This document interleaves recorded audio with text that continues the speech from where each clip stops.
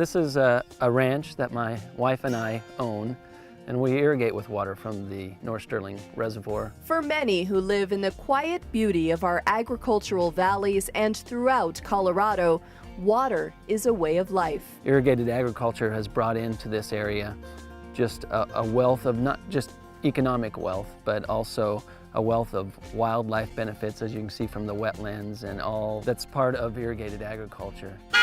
It's how we grow our food, nourish our bodies, green our cities, ensure the health of our rivers, and sustain our state's abundance of recreational activities. We're here on the Roaring Fork River, a 70-mile-long tributary of the Colorado. From the mountains to the plains, Colorado is truly connected by water. Colorado is an amazing place, not only for its mountains, of course, but for its rivers. So much of what makes Colorado the incredible place it is comes from water.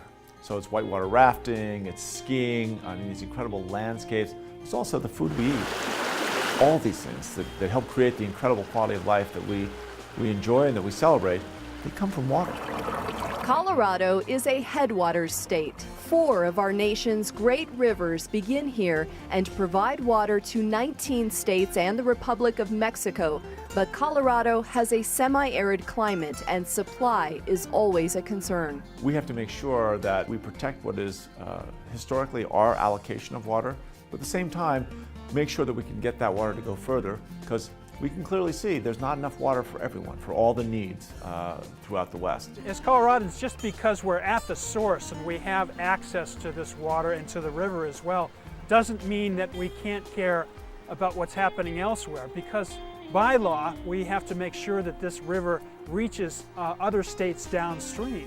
We not only have to protect the river, we have to protect the rights of users from headwaters to sea. From the earliest mining camps, the struggle to secure water rights is woven through our history. It's too easy to have lost the history where almost 100 years ago people would have been hauling water from their well, pumping it, hoping to have enough supply to make it to the end of the season. Visionaries of our past developed reservoirs and diversion projects to capture precipitation and deliver supply to areas in need of water. We store the water in the wintertime so that the farmers can use it in the summertime. So we store in times of plenty and we use it in times of scarcity. Today, we face new challenges, a fast-growing population, and the ever-present potential for drought. We want the next generation and the generation that comes after that to know with absolute certainty that we're going to have enough water. The challenges that are ahead of us are going to take full public awareness and knowledge